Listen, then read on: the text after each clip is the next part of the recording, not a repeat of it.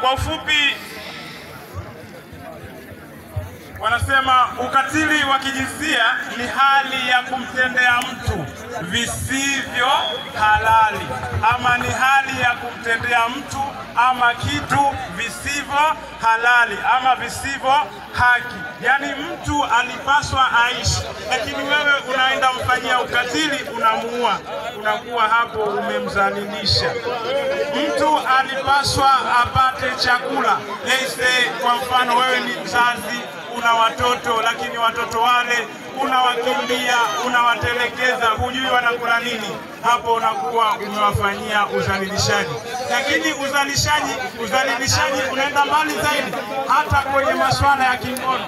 Kuna uzalilishaji wa kingono, vijana wenzangu, kuna uzalilishaji wa kingono, na takwimu zinaonyesha kwamba vijana wengi wanajiingiza katika kujua. Naomba niwaambie kama unavyoona ni mechi ambayo inahamasisha hii uzalilishaji na ukatili wa vitendo visivyohusika. Wa Kuhonga TV ambao nimepita katika kona hizi za mtaa, tunaendelea kukuletea vitu kwenye chaneli zetu za Wa Kuhonga TV. Hizi ni timu mbili ambazo zimepumzika half time, ambazo zimefanya vizuri sana, ambao moja imepata ushindi.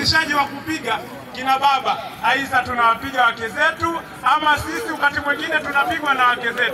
Haya yote hayakubaliki kwa mujibu wa sheria za nchi hii. Naomba nimalizie hapo, niwaambie tu kwamba ama muondoke na neno langu hili kwamba uzalilishaji ama ukatili wa kijinsia haukubaliki ndani ya taifa letu. Mkoa Kaskazini hoye! Oye! Asanteni sana.